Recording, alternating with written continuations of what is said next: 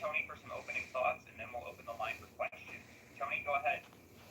Thank you very much, Danny. It's great to be here with all of you. I'm so excited for this weekend. It's really one of my favorite weekends in wrestling coming up this Sunday. It'll be Sunday afternoon for all of you in America, and it'll be a great Sunday evening for us here in the UK. I just am thrilled to be in London anytime, and in particular for this event, it's just going to be so fantastic, and I'm very excited to talk to you and hopefully answer as many questions as I can. So with that, Danny, let's start answering the Forbidden Door press call questions right now. Thanks, man. Let's do it, Tony. First up is John Alba with the takedown on SI, followed by Courtney Rice with Women's Wrestling Talk. John?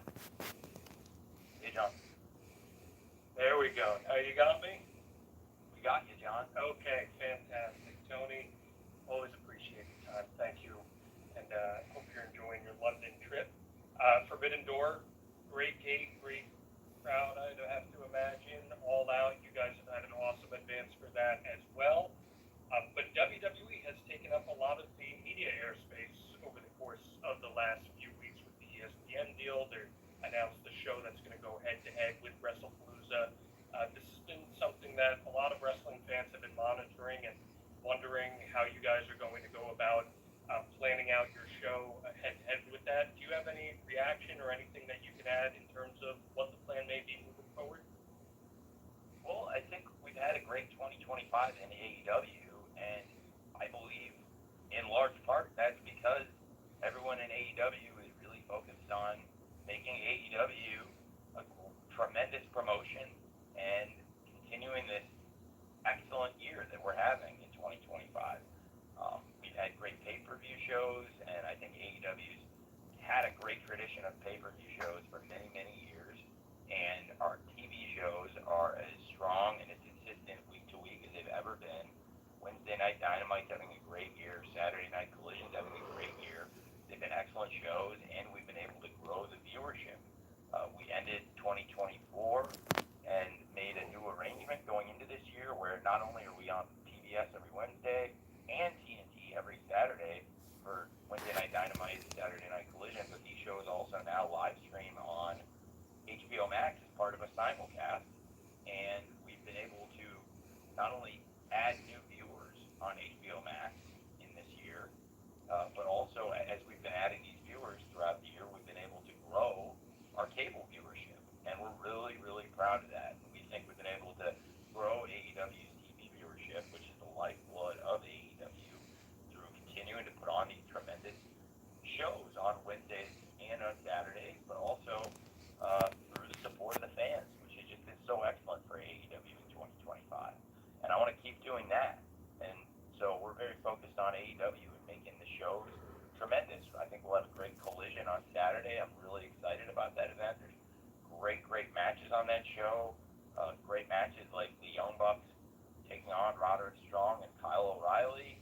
A rematch from Wrestle Dynasty with Tomohiro Ishii, who's a great star from New Japan Pro Wrestling, and somebody who's been a great star in AEW, taking on another person who's a top star in those promotions all over the world, frankly, and also the winner of this year's G1 Climax, which is Konosuke Takeshita, who we're so excited to have back in AEW on Collision, and further great matches like Sky Blue and Julia Hart taking on Willow Nightingale, Queen Aminata, and so much more this Saturday. And I think going into this Sunday's huge pay-per-view event, having that great momentum of the TV shows, it's really been big for us.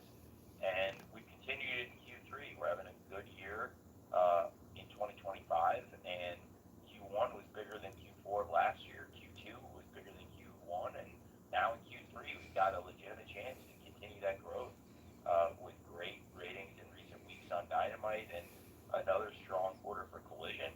And I think all these great things have come together to really build a lot of excitement inside AEW and outside AEW and all around the company. So I want to be able to continue that, and I think the most important thing for us to do that is to talk about AEW and work really hard on AEW every week. And it means not focusing on necessarily what every wrestling promotion is doing, but I do like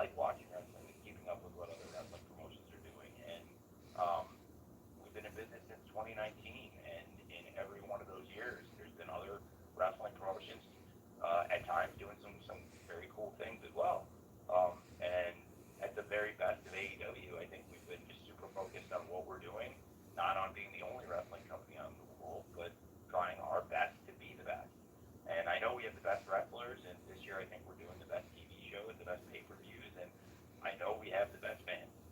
So thanks for asking, and definitely it's going to be an exciting few months, and this should be a great weekend this Sunday afternoon with Forbidden Door.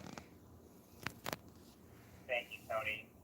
Courtney Rice with Women's Wrestling Talk is up next, followed by Andrew Baydala with Final Belt Media. Courtney? Same old phone? Nah. Upgrade. Hold on, guys. Hold on. 7. Shop Granger. Talk shop for your shop. 1 million industrial grade products backed by 20. Hey, Courtney. It looks like we lost Courtney. Okay, let's go ahead and try Andrew Baydala with Final Belt Media, and then we'll try Courtney again. Can you guys hear me? Oh, perfect. Hi, Courtney. Hi. Hi, Tony. Thank you for having me and sending good luck to the Jaguars this weekend on the final preseason game of the season. My question is mostly towards Alex Windsor because since she made her official debut at All in Texas, she's been making a lot of noise, obviously working under the AEW Women's Champion Toni Storm, and now she's coming back to her home country in a big match as part of the Fatal 4-Way match for the TBS title, which includes Mercedes Moné and also representatives from CMLL and Stardom. And a lot of people are not familiar with Alex Windsor, and this is a really good opportunity to reintroduce people to the main audience, considering, as I mentioned, she's going to be back in her home country. My question regarding this is, since we've seen a lot of growth within the women's division, and also seeing the potential, since we've had some females that took in serious injuries this past year, do you see Alex Windsor being a future top player in the AEW women's division? Absolutely. That's a great question. I think Alex Windsor's having a great year and is taking advantage of a great opportunity. Alex Windsor had some video packages and some hype around her joining AEW. We had worked with Alex Windsor a bit before in AEW and in ROH, and she had challenged Athena for the Ring of Honor title in ROH at Global Wars Australia, which was a great event, a great match, as part of a great night. And I really am a big fan of Alex Windsor. And as we approached AEW All in Texas, I thought she would be a great addition for the Casino Gauntlet match. And I coached that match and worked with great wrestlers. There's so much talent in AEW and in the men's group and the women's group. There's so many great wrestlers. This year, I'm glad you mentioned injuries because that match was an excellent match, but it was hard hitting. Several of the wrestlers in the match that we had planned for got knocked out for the rest of the summer and have had to make a lot of adjustments. Some great names who we really like were injured, but one of the real bright spots in the match was the debut of Alex Windsor, and I made some adjustments and really have built Alex Windsor in as a focus of the promotion, as a huge piece of the puzzle for AEW, looking at the upcoming future of the company. And Alex Windsor has just been excellent. She's delivered time after time in great matches, singles matches, tag matches, going against the very best competition in pro wrestling here in AEW. And I think Alex Windsor could be a top star in AEW in the future. And to go one further, I think Alex Windsor is a top star in AEW right now. We saw her in the main event of Wednesday Night Dynamite last night, and she fit right in. She's been in these huge matches on TV, big matches, including huge main event matches on Collision and Dynamite. And Alex Windsor is in there with the very best wrestlers in the world and delivering. And I think she's going to have an excellent opportunity in her home country, not far from her home, to bring back the TBS championship and become the very face of TBS, the network where she was in a great main event match just last night. Alex Windsor has so much potential, somebody we're really excited about. It's a team, and it's a sport. And that's one of the really exciting things about pro wrestling, like in a lot of other sports. You build roster, you look for depth, you look for young, exciting stars, and the nature of sports, in particular, such a violent, intense sport like pro wrestling, injuries will happen. They do create opportunities, they create challenges, but they also create opportunities for companies and especially for wrestlers. And Alex Windsor's certainly making the most of the great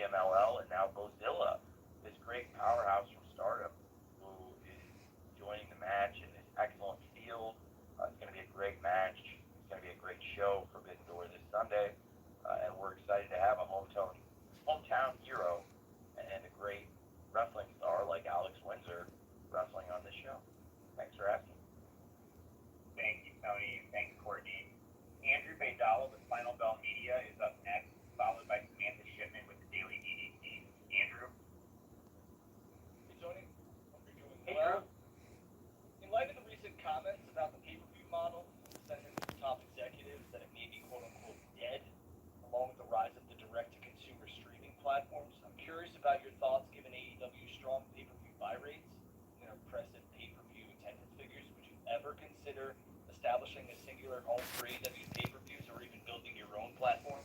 Thanks. Well, thanks for asking. I really appreciate it, and I really do think, as you said, AEW is having a tremendous year of pay-per-view. We've had strong numbers and great events and great demand for these events, and I think we can continue that, including Forbidden Door this Sunday afternoon. The support of the fans has been tremendous, so certainly pay-per-views a great platform for AEW, working with great providers. Right now we're working with Amazon Prime, who joined us this year. They're tremendous, working with all the cable and satellite companies, indemandptv.com, now YouTube, DAZN, some really, really great partners joining us. And in the future, when it's ready to go, I also look forward to HBO Max joining the pay-per-view provider party. And AEW certainly sees HBO Max and Warner Brothers, TBS, and TNT, these relationships as being a lifeblood of our company, and I can't wait for them to join when it's ready to go, the pay-per-view provider as well. And absolutely, our pay-per-views have been great shows, but we've also had tremendous results, as you said yourself, Drew. And I think the medium has been great for us this year, and as we continue to deliver great events, we've had great results and great support from the wrestling fans. So thanks for asking. Thanks, Tony. Samantha Shipman with the Daily DDT is up next, followed by Mike Johnson with PWInsider.com. Samantha? Hi, Tony. Hey, can you hear me okay? I hear you great. Okay, great, thanks. Thank you for the time. So Forbidden Door is obviously a joint pay-per-view between yourselves and New Japan, and this year seems to be, well, it doesn't seem to be, this year is a little bit more heavy with AEW versus AEW matches, and fans seem to really want more crossover matches where it's kind of an AEW versus New Japan type deal. Is that something that we could see going back to in the future, where it kind of is just where it's for head-to-head competition, and even having some of the crossover that we have, and obviously Tanahashi is going to be and Gabe Kidd are going to be in the cage match. So will we see more stuff like that, or can we potentially go back to having just with meal deals with McValue, you get this, and this, and a McChicken or a McDouble or a Daily Double.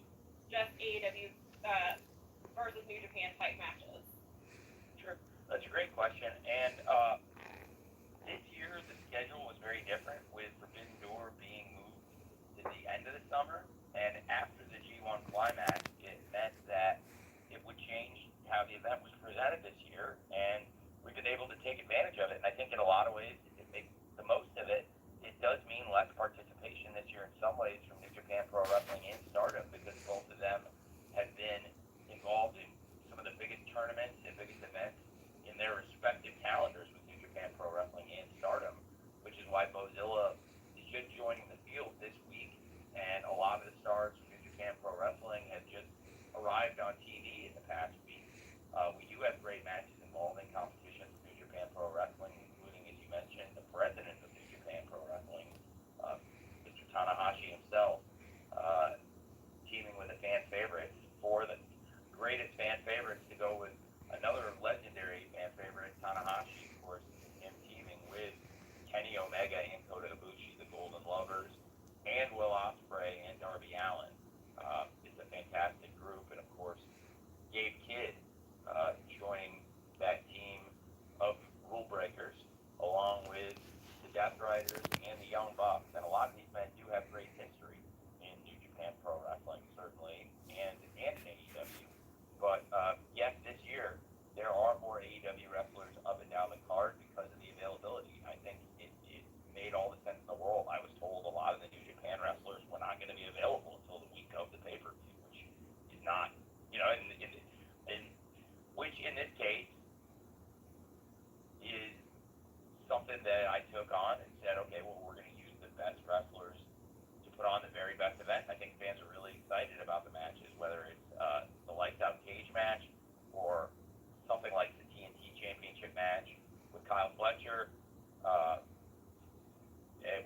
I'm really excited about to have Hiromu Takahashi here as the challenger. He's somebody who I've had circled for a long time, and he was able to come in a week ahead, but still not very long before the event. But he was able to get it a week ahead and been on TV the past couple weeks, which has been great. Last year as an example, I have seen at times that the more you get the wrestlers from New Japan in, introduce them and give them opportunities to wrestle on television and introduce them to the audience, they really are a great group of wrestlers in New Japan. They deliver in these spots. But there has to be availability, and this year was certainly for us with that availability. I wanted to slot them in and make the very most of the participation of great wrestlers from New Japan Pro Wrestling and Stardom. But again, a lot of them didn't arrive until this week, in addition to Roma coming in last week. So this year the cadence is a little different, but I do think in the future, as we move back to Forbidden Door coming a little sooner and probably typically before the G1 and before the start of Grand Prix, I think it creates more opportunities for more participation. And I'm just going to do what I think is best for the event. I'll give you a great example from last year using 3 wrestlers I really liked and something that I thought worked out really, really well. Also, I'm not really sure who leaked this, but a few people knew about it, but very, very few. So it is an interesting story, but I will admit that it is true. Last summer, one of my favorite wrestlers, he is still one of my favorite wrestlers in New Japan Pro Wrestling, but last summer, I was looking at using somebody who's not available at all this year, who I would have loved to have used on the card, but he's just not able to come at all. It's not like he wasn't just available for the TV. He's not even available to come to the pay-per-view at all. He's a great wrestler. And that's Yota Tsuji. I think Yota Tsuji is excellent pro wrestler. And he's participated in the event in the past, but I'd like to have used him more and more in the event. And last year I had maybe envisioned a bigger role for him. I had considered him possibly as a title challenger to Swerve Strickland. And a few people said to me, that he's a great wrestler, but no matter how much we do on TV for a champion like Swerve, who's at the time was a newer champion, a first-time world champion, and being established, a few people, and I think they were right, they had the best interest of Swerve and AEW, said we think like a more established wrestler, even if it's not a New Japan wrestler last year, might have been the best thing for the Forbidden Door pay-per-view and the fans, and somebody that would give Swerve a great opponent and do the best thing for the fans and AEW, the promotion, and everybody involved in Forbidden Door, including New Japan. And that was Will Ospreay as the challenger, and Will Ospreay himself came and said, I think I'd be a great challenger for Swerve, and you can help the event more if you're interested in that. I'd be very willing to do it, even if it's a little outside the traditional way we've done the Forbidden Door pay-per-view. And I thought about it, and I thought it was right, and I made the choice to do it. And I went with Swerve and Will Ospreay, and I think it was the right thing to do looking back. Even if it was an AEW versus AEW match, it was the best thing for the championship and the champion Swerve and the fans. And I do think Swerve versus Yota Tsuji would have been a great match last year, but I think it was a good change for the fans, an example of trying to make the best match with all the best available wrestlers. But at times, the best match very often has been a top star from New Japan against a top star from AEW. And I do think we have great examples of that over the years. And again, a match I'm looking forward to for the TNT Championship is one of our best rising top stars entering his prime with TNT champion Kyle Fletcher, the proto star, defending the championship against Hiromu Takahashi. I think Forbidden Door built on great matches like that. Participation from promotions, again, like this 4-way TBS championship match that we were talking about, with multiple promotions involved, with TBS champion Mercedes Moné defending against the aforementioned Alex Windsor and CMLL rep Persephone, and Stardom Bozilla.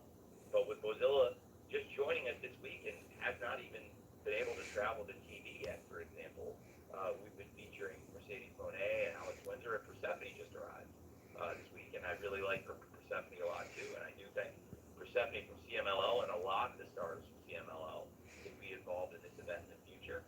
It's a great event, and I think it's a great lineup this year for the fans with stars from multiple promotions. There is some great participation from New Japan Pro Wrestling, and I do think calendar changes back next year to being probably more similar to what it's been the past several years of Forbidden Door for the events we had in the past years in Chicago and Toronto and New York. I think this year we're going to present a great Forbidden Door with the best of the best for the fans here in London. It's going to be a great event Sunday afternoon. And then as the availability in future years of the wrestlers from New Japan and Stardom changes based on the calendar, I'll try to integrate them as much as possible and do it in a way that's the very best I can for the fans. And I can't promise it'll always be perfect or that it'll always be right, but I can promise we'll always do our best in AEW, and we're working really hard to make it a great year for the fans. And I think along with our partners, New Japan Pro Wrestling, CMLL, and Stardom, all these promotions are going to come together and deliver a great Forbidden Door this Sunday. It's crazy. It's right around the corner. And this is one of my favorite wrestling weeks of the year. Thank you for asking. Thanks, Tony. Mike Johnson with PW Insider is up next, followed by Jamie Falcon with the Los Angeles Times. Mike, go ahead.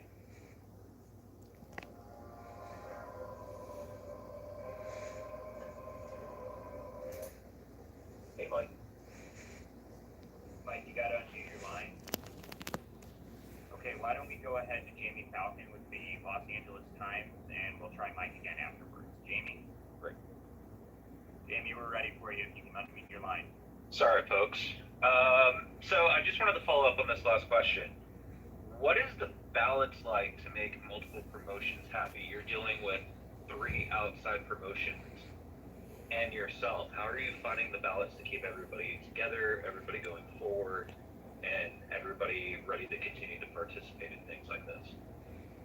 Well, in this case, AEW's the lead producer, and we've got great support from other promotions, but in this case, AEW's built up to be very sufficient and having a great 2025. So even if it's a year where the calendar means that some of our partners aren't going to be able to have all the week-to-week participation in the lead-up to the event, that's okay, because we're a team.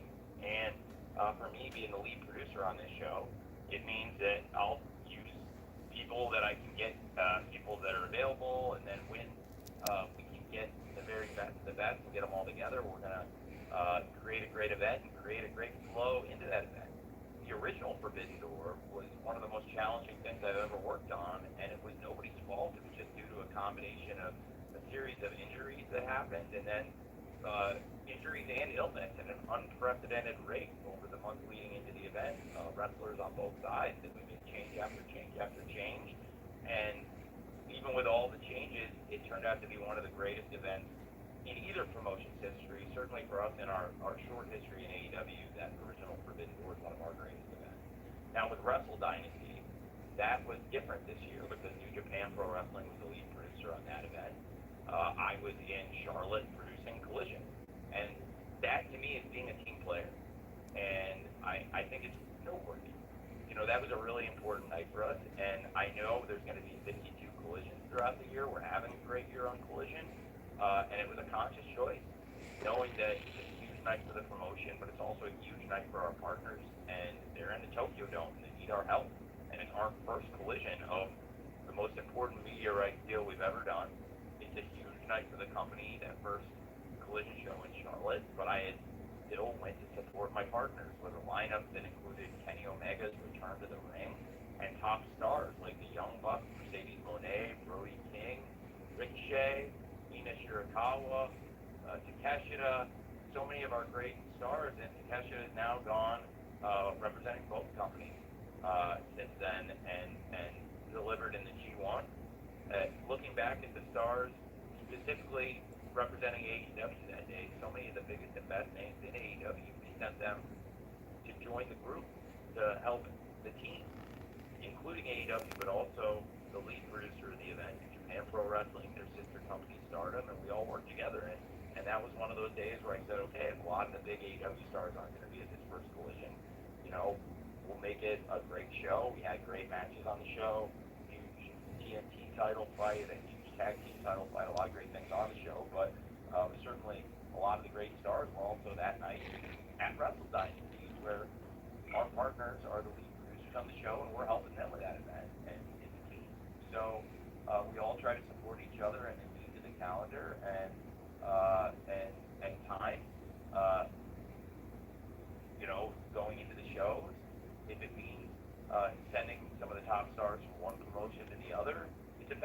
and I think we all work together really, really well. This has been kind of a different year in the calendar with All In Texas moving, and this weekend in the past has been All In at Wembley Stadium the last few years.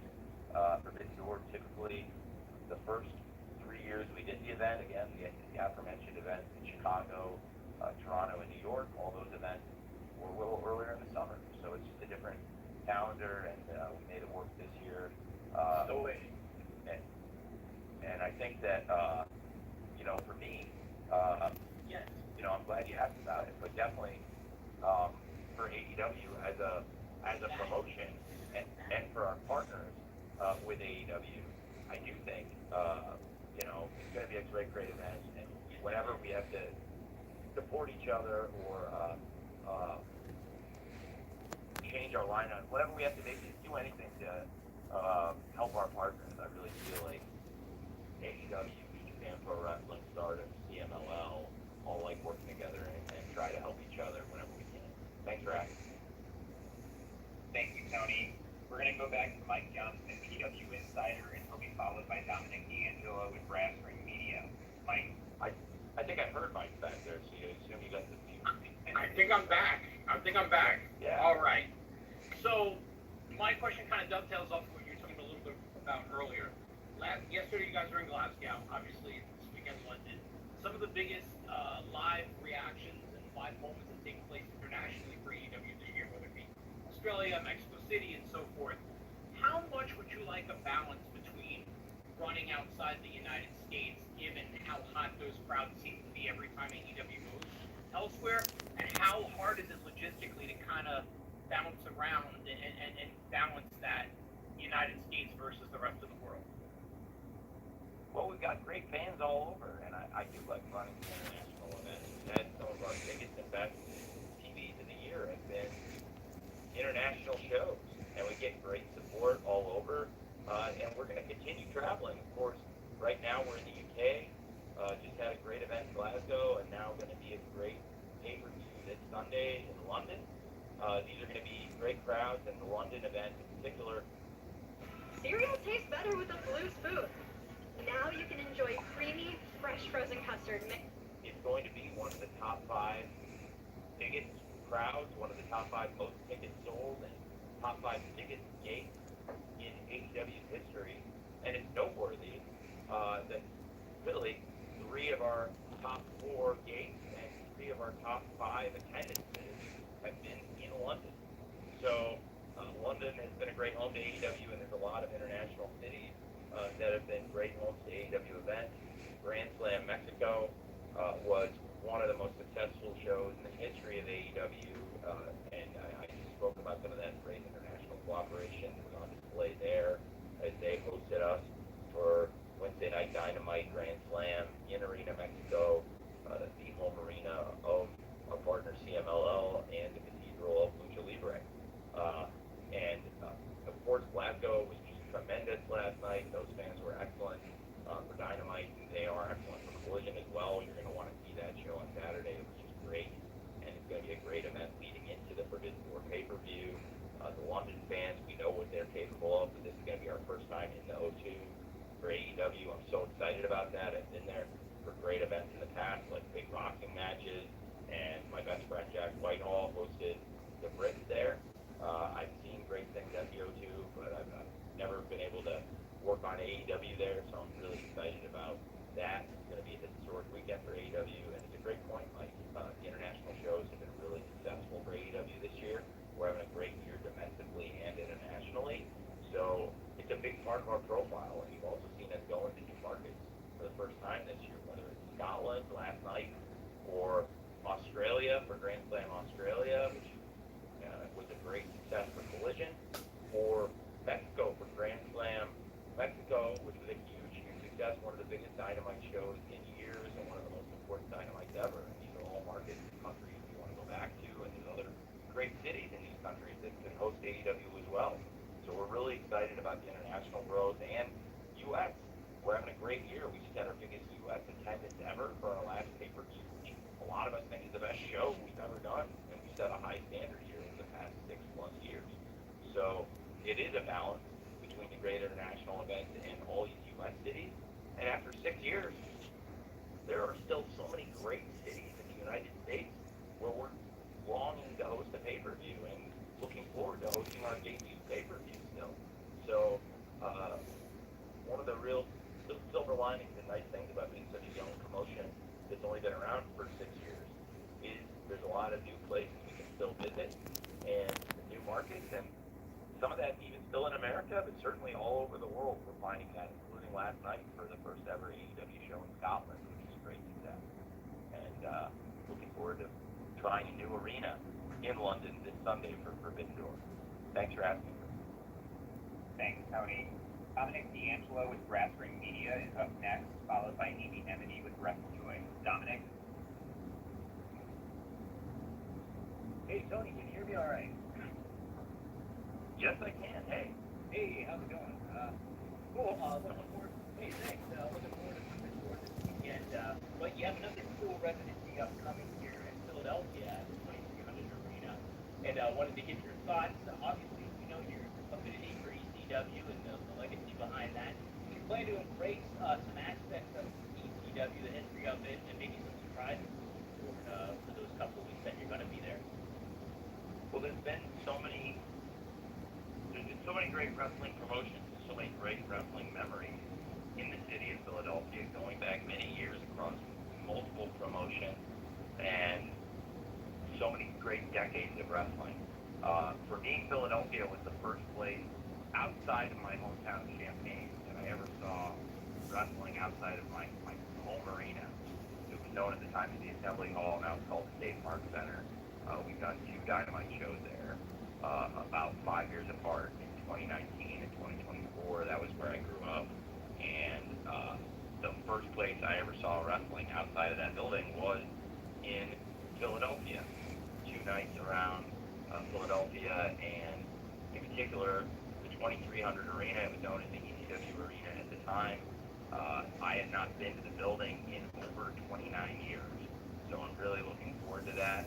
Over 29 years later, returning to a place I went to when I was 13 years old,